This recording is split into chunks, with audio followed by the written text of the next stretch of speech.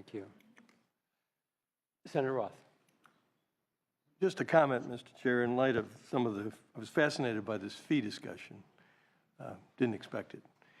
In future budget years, to address some of the questions and issues raised by some of my colleagues, perhaps we should consider prohibiting full-time electeds, full-time government employees from receiving these per diem payments. Just a comment. Seems rather inconsistent if you're receiving a full-time salary, either as an elected or a government employee, that you're going to receive a per diem, a stipend, for attending a meeting when you're getting your government salary.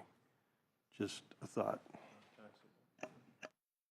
I think that is worthy of discussion. Any number of us coming from local government have been in that position. I think when I served on the Golden Gate Highway and Transit Board, there was a per diem. I was already a member of the County Board of Supervisors. Yeah. Senator Block. I know we're probably not going to have the full discussion now, but when we do, we need to keep in mind, while elected officials, I would largely agree with you, there are a lot of state workers, I'm thinking of folks I worked with at San Diego State, who are relatively low-paid workers for the state, who give of their time to serve on some of these statewide committees and perform an important function, and really couldn't afford to if they didn't have their travel paid. So I think it is a discussion that's worth having, but we need to be very careful. Okay, do we have any public comment on this trailer bill, our resources trailer bill? Is that a yes? Don't want to rush you, but hurry up. Thank you, Mr. Chair. Matt Robinson on behalf of the Specialty Equipment Market Association. Kind of in a little bit of a tight spot on this bill. I guess if I had to pick a side, I'd say we're opposed unless amended. We worked for the last couple of months with the Air Resources Board to develop some language that allow us to contribute financial resources to ARB in order to expedite the processing of aftermarket parts.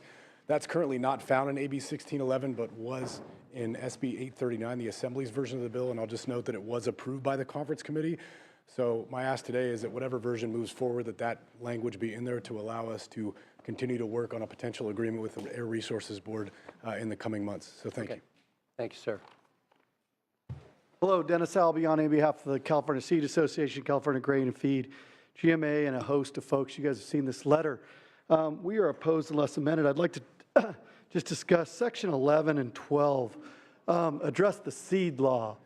And this was never discussed in committee, nor in the budget, nor in any, even informal conversations that occurred. There was a lot of discussion about cannabis on removing that from the seed law. And we had those conversations with the CDFA. We had those conversations with the governor's office. It was fine. Said, yeah, that's it's a controlled substance. But this provision was a law that was passed at AB 2470 by Mr. Salas just a couple years ago. And they will repeal that law and replace it with a very broad statement that's fairly ambiguous, saying the declaration of a plant, seed, nursery stock, or crop is invasive is a power reserved for the Secretary. So when this showed up in the trailer bills, it was in the Senate and the Assembly trailer bill, it was, we asked CDFA, we asked the administration, and all they said was, well, it could clear up some confusion. The way we read this is this creates a lot more confusion because there are locals that have, their own invasive and those types of ordinances, and that's a discussion. So we would recommend and request, I think we've talked to several staff members and several members, that section 11 and section 12 be removed and returned to existing law. Our letter also addresses several fees. One that in particular was streambed alteration permits, which were not discussed to our awareness in committee and as it came up, but somebody who's better discussing the specifics of that is Noelle. I'll let her talk more about it in a moment. Thank you. Good morning, Karen Keene on behalf of the California State Association of Counties. We're actually opposed to the proposed Endangered Species Act fee. We have significant concerns with the excessive nature of that fee. We're concerned about the impacts on important public projects, whether it's flood control or road work or work on bridges. This fee Our members view it as a significant impact also because the Department of Fish and Wildlife is also increasing their streambed alteration fees this year through a rulemaking process, and those fees are going up by 129%. So you'll see many public projects being subjected to both this new CESA fee as well as the streambed alteration fees. So at the very least, we'd like to see the endangered species fee at least phased in. And with that, our recommendation is that you would either phase it in or remove the provision entirely. Thank you. Thank you.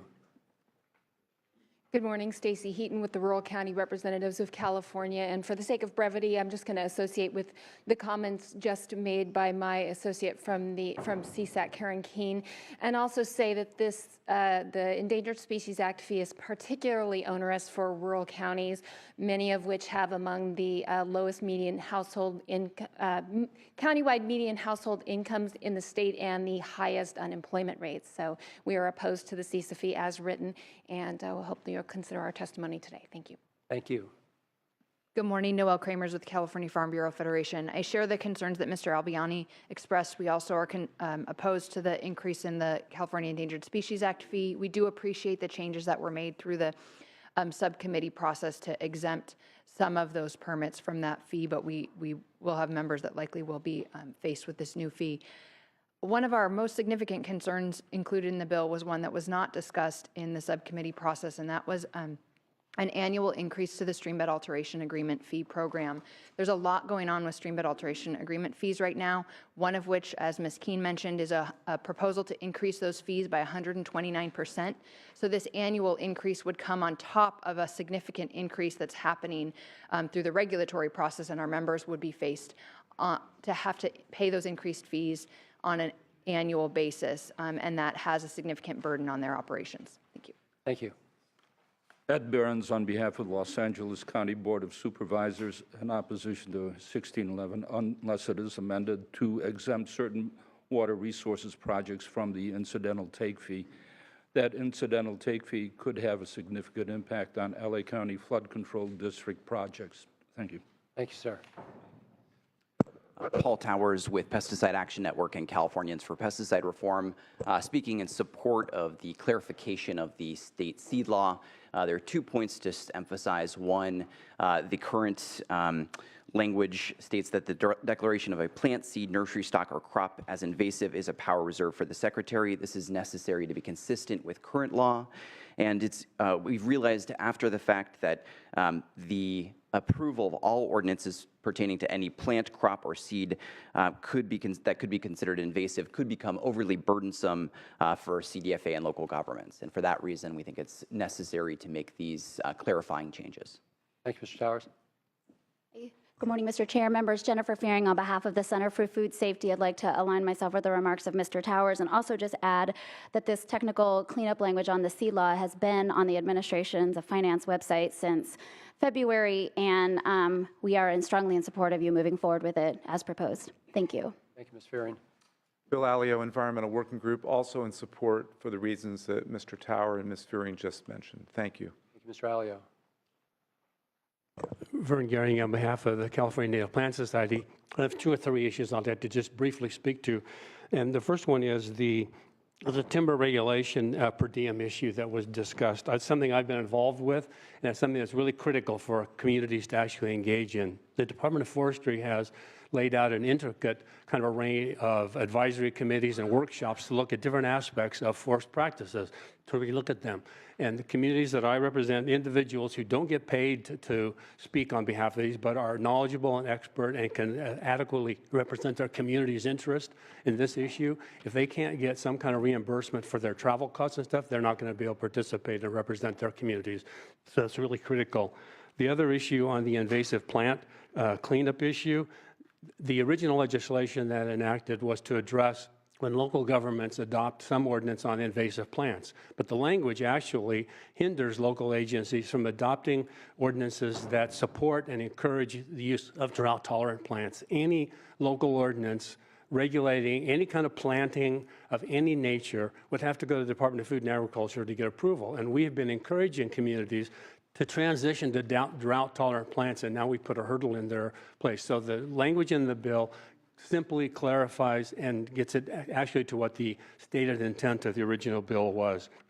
On two issues with regarding fees, the Endangered Species Act and stream alteration fees, I just want to say that fees, regulatory fees, are supposed to pay the program, the 100% of the regulatory program.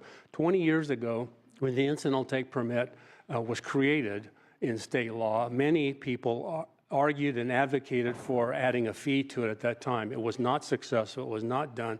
So ever since then, we've been using other public money to cover the regulatory costs of individual project applicants. And this is an attempt to try to correct that and make it an accurately funded regulatory program. Thank you. Good points. Thank you, sir. So if I could, Ms. Costa, or your staff, if you could respond to some of the concerns with regard to the, in particular, the Endangered Species Act fee. What about flood control projects? What about maintenance work, upkeep of our bridges, and other things that might have impact? Certainly. In fact, some of these questions were raised to the Department of Fish and Wildlife, and in their response, they indicated that, in fact, the Department of Fish and Wildlife staff do consult with counties and flood control agencies to design projects that avoid the take of the CISA-listed species, and therefore they don't even require an incidental take permit or a consistency determination. So by being proactive, counties can deal with these issues? Okay. And if I may, Mr. Chair, on this particular issue, I think the last public comment is actually very relevant here, which is that this fee is better aligning those that are seeking the permit versus the use of other public funds for this purpose. And so, I would say that, I certainly understand folks' concern about it, but it is, we have been using the Environmental License Fund up until this point to fund these activities. Good. I'm glad we could clarify those points. And then the concern about the inability for the planting of drought-tolerant plants.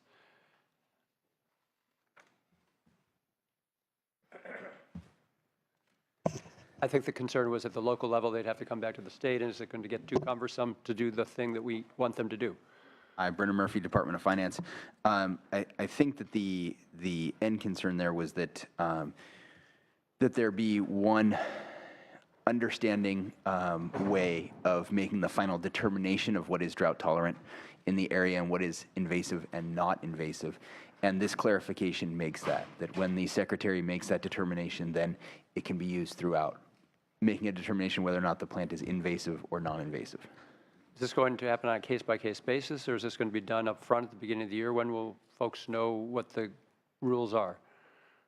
I honestly, I would have to look back at the law, but I believe it happens on a case-by-case basis for the areas asking for the exemption. Right. Okay. Thank you, Mr. Murphy. Mr. Chair, may I just go back to a previous issue that we discussed, a point that was raised by Senator Roth, actually, about the regional water boards and local officials. So we did get some clarification on that, and individuals who serve in a local government capacity and are also on a regional water board are not allowed to double dip. Is that specific to the regional water boards? Regional water boards, and our understanding is, I think, each regional water board has around one local government official or so, but those individuals are not allowed to draw down from both sources. That is good to know. Now, that's specific to regional water boards, not necessarily all the other boards that get. We have a lot of boards and commissions in the state, so but specific to regional water boards. So that issue has been addressed. Good to know. Colleagues, if we have no other questions from the committee, we've had public comment. I'm going to take a motion from Senator Roth, and we will call the roll on AB 1611. AB 1611, the motion is to pass. Leno? Aye. Leno, aye. Nielsen? No. Nielsen, no. Ellen? Ellen, aye. Anderson? No. Anderson, no. Bell? Bell, aye. Block? Block, aye. Glaser? Glaser, aye. Hancock? Hancock, aye. Mitchell? Mitchell, aye. Monning? Monning, aye. Morlock? No. Morlock, no. Wynn? Wynn, no. Pan? Aye. Pan, aye. Pavley? Roth? Roth, aye. Stone? Stone, no. Wolk?